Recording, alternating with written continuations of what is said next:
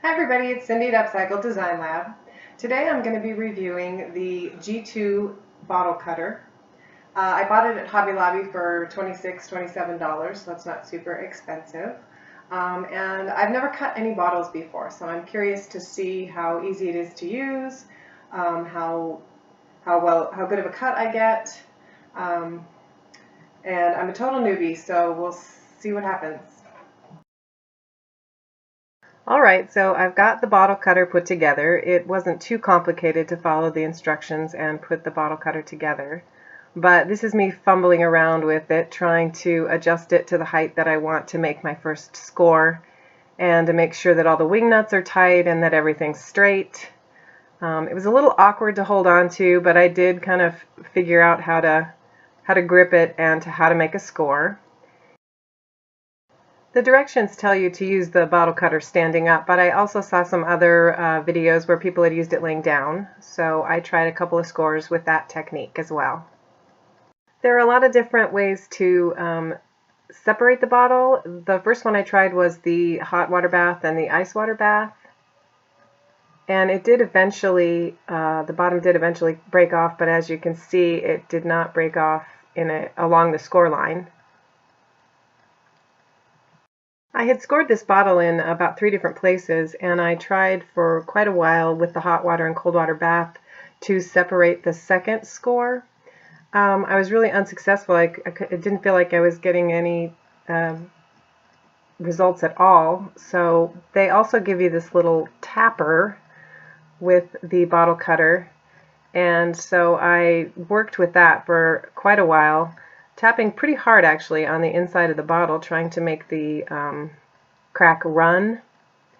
And finally I did get the second separation.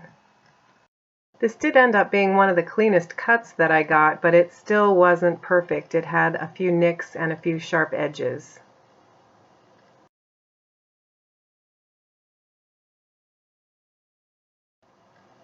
The second technique that I tried for separating the bottles was to use a candle and some ice. Basically, you just heat the bottle with the candle and then you cool it down with the ice. This process worked also. It seemed to take the longest amount of time, and again I got kind of ragged results. As you can see, it's a little messier too. There's a lot of soot involved and you can't always see the score line. The final method that I tried for separating the bottles was to pour hot water and cold water just along the score line, alternating. And you pour the water very slowly.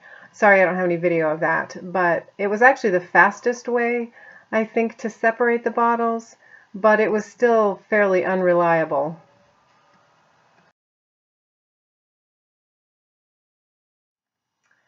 Alright, so just to wrap up, some final thoughts about this G2 bottle cutter.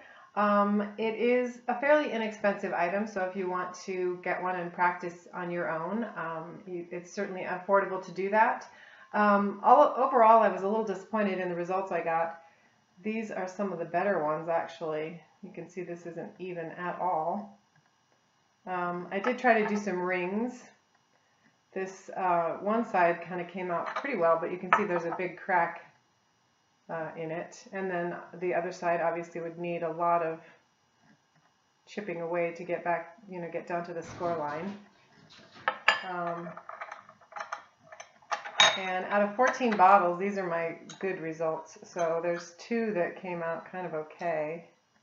I did use beer bottles, several different types of bottles. You can see that they're, not holding those very well, different widths. What in the world? There we go. Really different widths, but it didn't really seem to make any difference as far as how difficult or easily the bottles came apart. So I think it might be something that maybe just takes more practice. I don't know. I could definitely use some tips because, like I said, these are my good results, and I did have quite a few bottles that just cracked and broke and didn't even want to come apart at all. So overall, I was kind of disappointed. I didn't really get the results I thought I was going to get. but I'm not, totally giving up. I might get it out the next time I finish off a bottle of wine. Anyway, thanks for watching.